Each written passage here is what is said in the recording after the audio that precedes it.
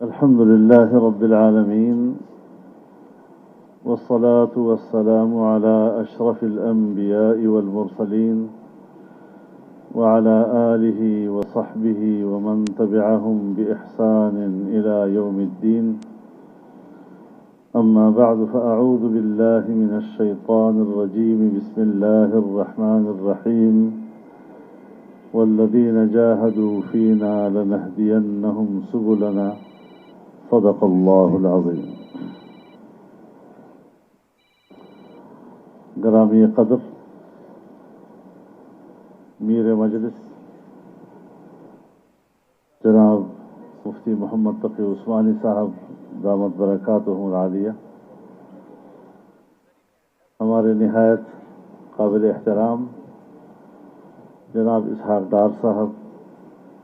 وفاقی وزیر خزانہ پاکستان، اسٹیج پر موجود اکابرین امت اور پاکستان کی بزنس کمیونٹی کے انتہائی محترم اور ذمہ دار شرکاء،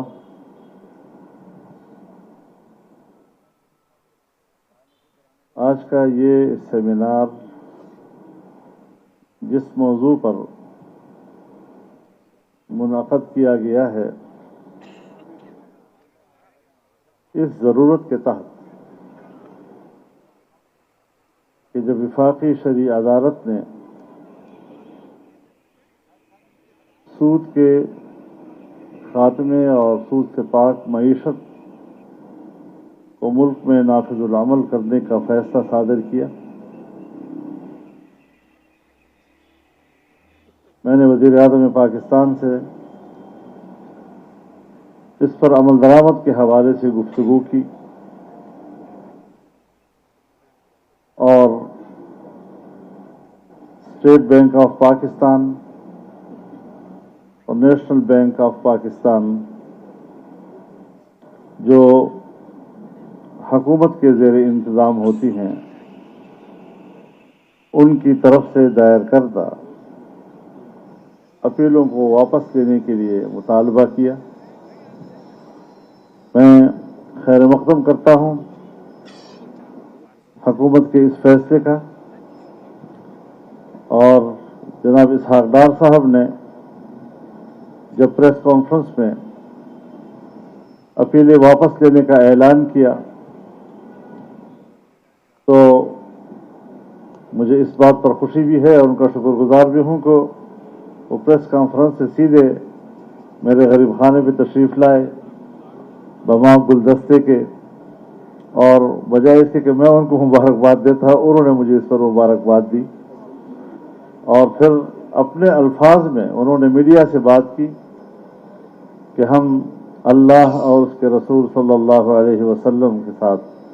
جنگ کے متحمل نہیں ہیں، آج ہم اس جنگ کا خاتمہ کرتے ہیں اور اللہ اور اس کے رسول کے سامنے سرنگوں ہونے کا اعلان کرتے ہیں. میں سمجھتا ہوں کہ اس اعلان سے ایک حوصلہ افزائی ہوئی اور ایک امید برائی، اور بقول مولانا زاہد الراحجی صاحب کے کہ حکومت ٹریک پہ آ گئی ہے. اب ٹریک پہ آنے کے بعد اس کو چلانا بھی تو ہے. تو یہ جو آج کا سیمینار ہے، یہ در حقیقت حکومت کو اب آگے چلانے کے لیے قومی اور اجتماعی طور پر ہم نے ایک محنت کرنی ہے اس کے لیے. اسی لیے ایک تجویز تو یہ کہ صرف علماء کرام ہوں، تمام مکاتب فکر کے ہوں. سو علماء کرام تو اول دن سے قرآن و سنت کے حوالے سے جو رائے رکھتے ہیں اس میں نہ کوئی تردد ہے نہ کوئی ابہام ہے، لیکن ضرورت اس امر کی ہے کہ پاکستان کی بزنس کمیونٹی، کاروباری طبقہ، تاجر برادری، وہ بھی اس سیمینار کا بنیادی حصہ بنے اور ان کی طرف سے بھی ایک میسج جائے کہ یہ مسئلہ صرف مذہبی لوگوں کا نہیں بلکہ بحیثیت مسلمان पूरी कौम का मसला है, पाकिस्तान का मसला है और एक इस्लामी रियासत का मसला है। अल्हम्दुलिल्लाह आज की ये तकरीब इस हवाले से एक काविश है और मैं समझता हूँ कि हुकूमत को शुक्रगुजार होना चाहिए, इसहाक डार साहब को शुक्रगुजार होना चाहिए कि कौम ऐसे इक़दामात में किस तरह हुकूमत को सपोर्ट देने और उनको ताकतवर बनाने और उनको हिम्मत दिलाने में दिलचस्पी रखती है। तो मेरे मोहतरम दोस्तों, बहरहाल यहां जिक्र किया गया और जब स्टेट बैंक के क़याम का इफ्तिताही जलसा था और जिसमें कायद-ए-आज़म मोहम्मद अली जिन्नाह की तकरीर का हवाला दिया जाता है कि उन्होंने मुल्क की मईशत को इस्लामी तालीमात पर मबनी रखने की बात की और मगरिब का तर्ज मईशत को इंसानियत की मुश्किलात का सबब करार दिया। सो आज हम समझते हैं कि ताख़ीर से सही लेकिन पाकिस्तान की बुनियाद और असास, स्टेट बैंक की बुनियाद और असास में इन अकाबरीन की जो आरा हैं, हमें कुरान और सुन्नत की रोशनी में भी और बानी पाकिस्तान की फ़िक्र की रोशनी में भी इस तरफ मुअस्सर इक़दामात के लिए हमें आगे बढ़ना होगा। तो इस हवाले से हमारे मुल्क में मुश्किल ये है कि जब हम हुकूमत में आते हैं तो हुकूमत में आने का मतलब जैसे हमने मंजिल हासिल कर ली। मैं अपने सियासी जिंदगी के तजुर्बात की बुनियाद पर बड़े शरह सदर के साथ ये बात कहना चाहता हूं कि पार्लिमानी सियासत में इक़्तिदार में आना मंजिल नहीं है, ये भी मंजिल की तरफ आगे बढ़ने का एक हिस्सा हुआ करता है। हुकूमत में आप आए, अब इस वक्त का जो आपका हुकूमती असर रसूख है और वो वसाइल हैं, आप किस कदर अपने मकसद की तरफ आगे बढ़ने के लिए उसको इस्तेमाल कर सकते हैं। फिर जाहिर है कुछ पता नहीं अगली हुकूमत किसकी आती है, वो क्या तब्दीलियां लाती हैं, लेकिन कुछ पॉलिसियां जब आप मुअस्सर अंदाज के साथ नाफिज करते हैं वो जगह पकड़ती हैं और आइंदा हुकूमतें भी उनको तसलसल देने पर मजबूर होती हैं। हालांकि हमने देखा कितने बड़े बड़े प्रोजेक्ट्स, कितने अहम कवानीन, लेकिन एक ऐसी गवर्नमेंट आती है कि जिसके नजदीक उन पॉलिसियों का, उन कानून साजियों की कोई अहमियत नहीं होती या फिक्री तौर पर उसकी मुखालिफ होती है, वो उनको खामोश कर देती है, मुंजमद कर देती है। हम आज इसलिए बैठे हैं कि कोई फैसला अगर आता है और वो आईन और कानून और शरीयत का तकाजा है, एक मुसलमान कौम की हैसियत से हमारे एतकादात का तकाजा है, वो जुमूद और इंजमात का शिकार ना हो। उसे हमने तसलसल देना है, उसे हमने आगे बढ़ाना है। मैं तो समझता हूं कि हमारा आईन इस हवाले से बड़ा वाज़ेह है। एक पार्टी, एक फर्द हो सकता है अगर वो कहे कि अवाम की हाकिमियत, वो भला अपनी बात करे, लेकिन मेरी रियासत क्या कहती है? रियासत की जबान मेरा आईन है और आईन कहता है अल्लाह रब्बुल आलमीन की हाकिमियत होगी। लिहाजा हम रियासत की जबान में बात करेंगे,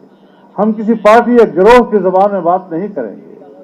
हमारे लिए रियासत की जबान हुज्जत है, हमारे लिए आईन की जबान हुज्जत है। और जब मेरा आईन कहता है कि इस्लाम पाकिस्तान का ममलकती मजहब होगा, तो फिर ये पाकिस्तान के आईन के बुनियादी ढांचे का हिस्सा है। आईन का जो बेसिक स्ट्रक्चर है, अगर उसका एक पिलर भी गिरता है तो पूरा आईन गिर जाता है और आप असर-ए-नौ एक आईन साज असेंबली बनाने पर मजबूर होंगे ताकि वो नए सिरे से पाकिस्तान का आईन बनाए। हम इसको अहमियत देते हैं। پھر ہمارا آئین کہتا ہے کہ قرآن و سنت کے منافی کوئی قانون نہیں بنے گا، اور یہ کہ تمام قوانین قرآن و سنت کے تابع ہوں گے۔ سو فائنینشل بل جب ہر سال ہم پاس کرتے ہیں، 73 کے آئین کے بن جانے کے بعد سارے آئین ہمارے سود پر مبنی ہوتے ہیں، سارے بجٹ سود پر مبنی ہوتے ہیں، سارے ہمارے فائنینشل بل سود پر مبنی ہوتے ہیں، اور یہ بہت بڑی وائلیشن ہے اپنے ملک کے آئین کی اور اس کے نظریے کی اور اس کے عقیدے کی۔ اب ہم ٹریک پہ آئے ہیں، ہماری کوشش ہوگی کہ ہم آگے بڑھیں مؤثر اقدامات کے ساتھ۔ آپ کا یہ اجتماع ان مؤثر اقدامات کے لیے رہنمائی کرنے کو ہے، اس کے لیے تجاویز دینے کو ہے، اور جہاں اس اسٹیج پر جو قراردادیں پیش ہوئی ہیں اور جو گفتگو ہوئی ہے وہ انشاءاللہ حکومت کے لیے رہنمائی کا کام دیں گی۔ مجھے بار بار اشارہ کیا جاتا ہے آپ حکومت میں ہیں، ان سب کو تجربہ ہے، اور میری بھی جو 35-40 سالہ سیاسی تجربہ ہے، حکومت میں ہوتے ہوئے ہونے کا معنی یہ نہیں ہے کہ میری پارٹی نے یا میں نے اپنے نظریے کو تحلیل کر دیا ہے۔ ہم حکومت میں رہتے ہوئے اگر کوئی نظریاتی مسئلہ آتا ہے اپنی حکومت کے ساتھ بگڑ جاتے ہیں اور ان کو مجبور کرتے ہیں کہ نہیں، آپ کا یہ اقدام اگر غلط ہے تو اصلاح کی طرف آنا چاہیے۔ تو میں سوچتا ہوں کہ ہمارے وزیر خزانہ ایک طویل عرصہ ملک سے باہر رہے ہیں،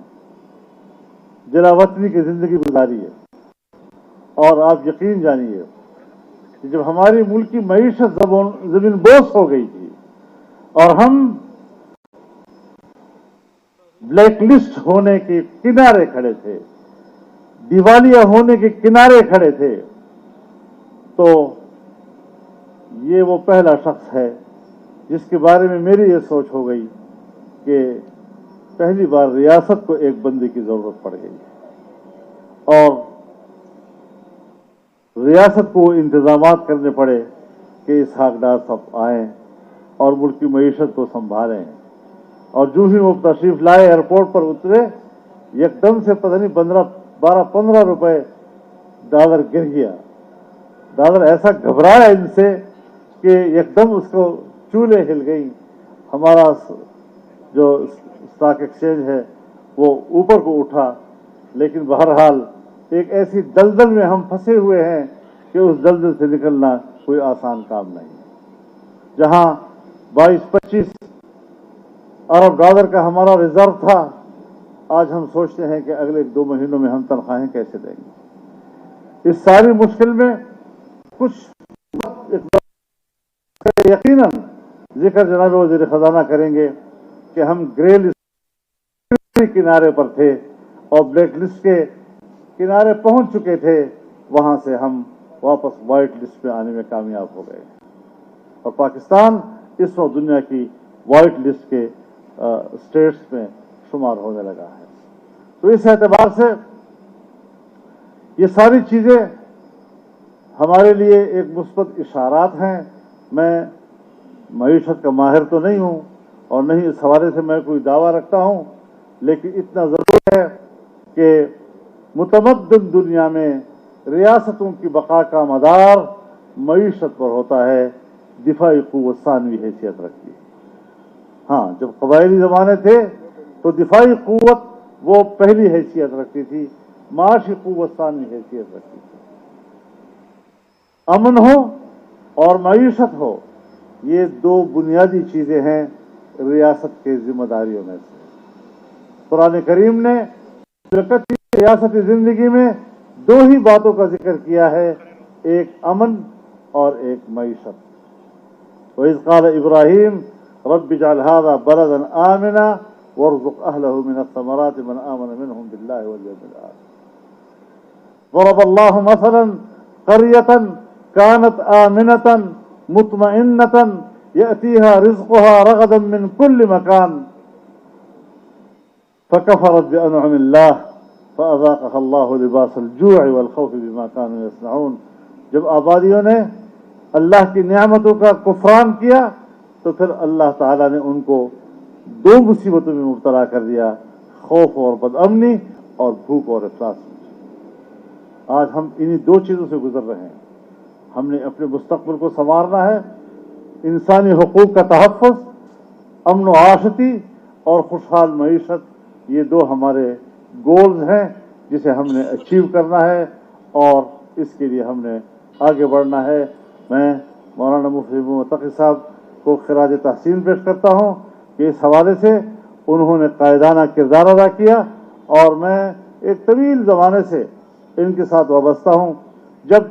सरकार के माहौल में हमें कोई